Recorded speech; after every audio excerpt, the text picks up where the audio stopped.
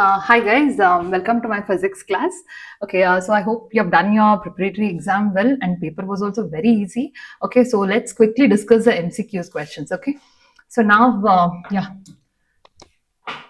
so the first question, it's a direct question. The expression for electric field at a point due to an infinite line of charge.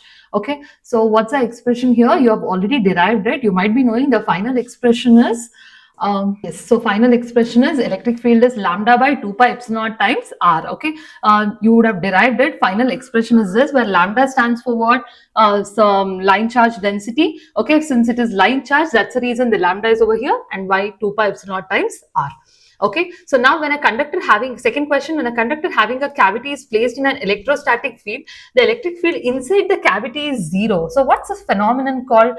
So this phenomenon, in case if you don't know also, you can just go for an elimination method. It can't be a dielectric breakdown, electrostatic earthing. Yes, we have not much learnt about it. And then we have electrostatic shielding and electrostatic polarization. We don't have like electrostatic polarization and all. So finally, what's the correct option? So option C, electrostatic shielding. Okay, next, as the temperature decreases, what happens to the resistivity of metal? Basically, resistivity of metal also decreases, right? So in which case there is a metal decreases?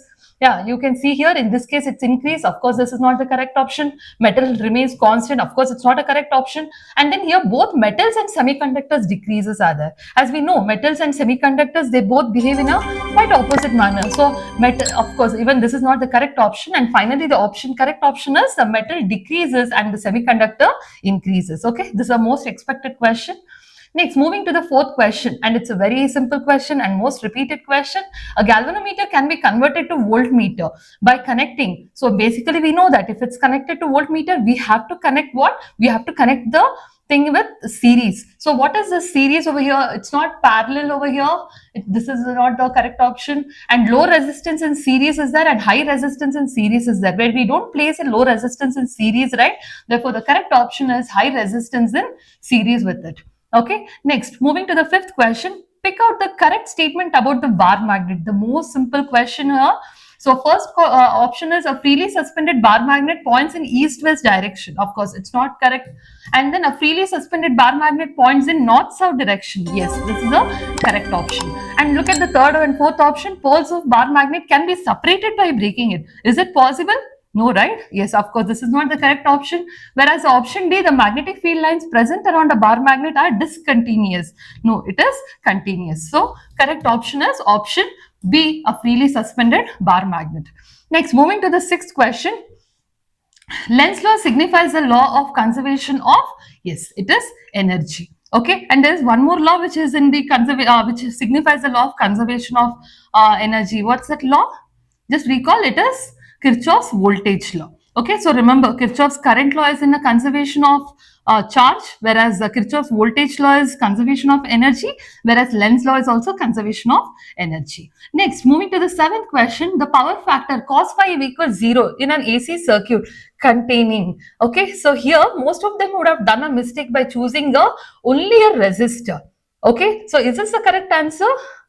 No, right? This is not the correct answer. Why? Because they are saying here cos phi equals 0. For a resistor, phase angle is 0.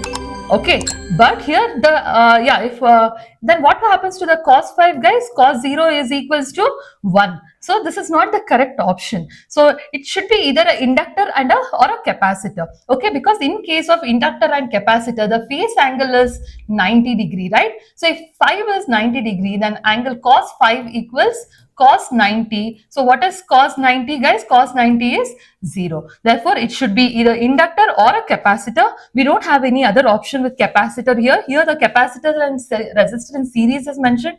Of course, this is not the correct answer. Inductor and resistors, no. Therefore, only inductor is the correct option. Okay. So now moving to the next question, displacement current is a current due to. The most simple question, if it's a current, there should be a change in electric field, right? So varying magnetic field, no. Moving with a conducting wire, no. Charges with speed, of course, no. Therefore, option D, time varying electric field. Okay, we also have a displacement correct expression, right?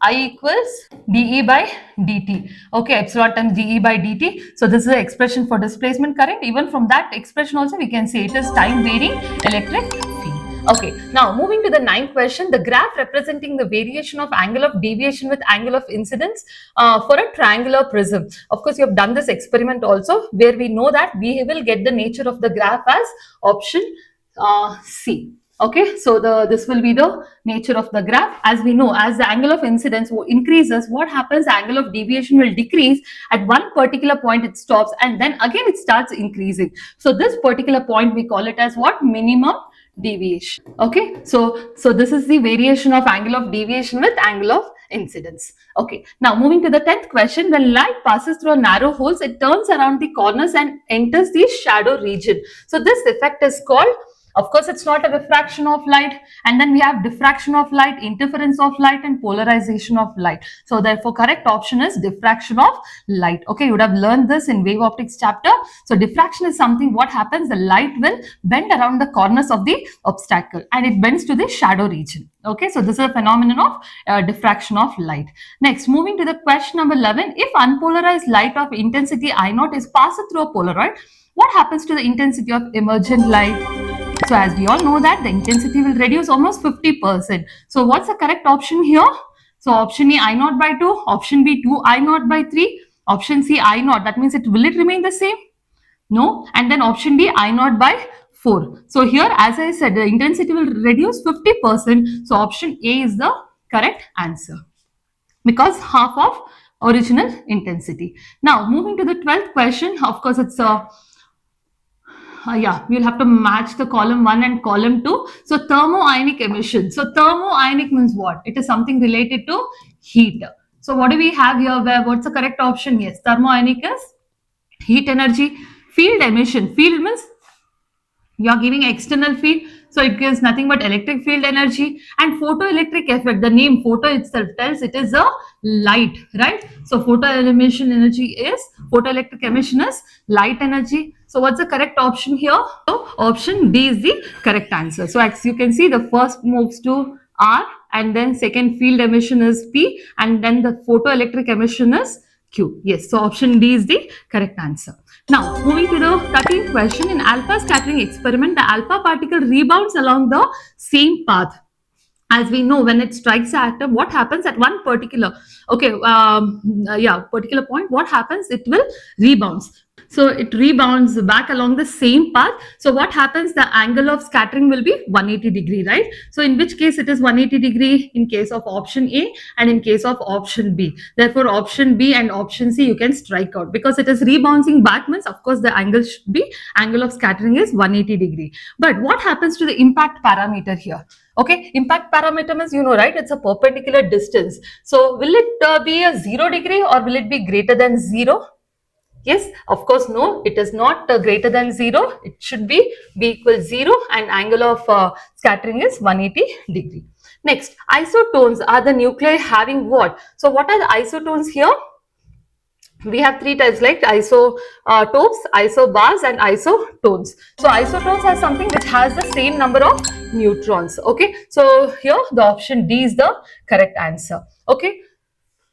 So if it is same number of protons or electrons, that means it is having same atomic number but different mass number, means it is isotopes. Okay, if it is having same what is this atomic mass number but different atomic number, then it will be isobars. So what is isotones? Which having same number of neutrons. Okay, don't make a mistake of taking same number of nucleons. Nucleons means what? It is a sum of protons and neutrons. Okay, so the same number of neutrons is the correct answer.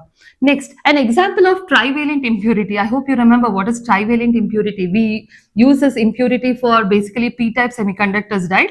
Okay, so in order to make an extrinsic semiconductor p-type, we add these impurities. So among all the four options, which is a trivalent impurity? Yes, if you know the element valency, all these also you can identify. Finally, the option C, boron, is the correct option. So this completes the MCQs part, and then we have a fill in the blanks. As I said, it's very easy. Okay, so the magnetic susceptibility of ferromagnetic material, of course, it should be positive. Okay, in case if they had asked the magnetic susceptibility of a diamagnetic material, then the option will be negative. Okay, so therefore the option is positive. Next, mechanical energy is converted to electrical energy. In which case we convert mechanical to electrical energy? Of course, it is AC generator. Okay, next, the device which works on the principle of mutual induction, it is transformer. Okay, and then the reflecting telescopes use dash mirrors as objective. Of course, we don't have any other convex or other mirrors. Of course, it should be concave itself. And you should be knowing this as well. Okay, so the reflecting telescopes use concave mirrors as the objective. And finally, during the interaction of radiation with dash, radiation exhibits the particle nature. So among the following, the remaining is what? Negative and matter. Of course, it can't be negative. Then what else? It is matter. Okay, even if you have not prepared also, I think the fill in the blanks is something easiest to score. Okay, because out of, you'll be having 6 options, out of 6 any 5 will be the like correct answers, and you should be knowing where it, I mean where to choose it. Okay, so this completes the MCQs and fill in the blanks.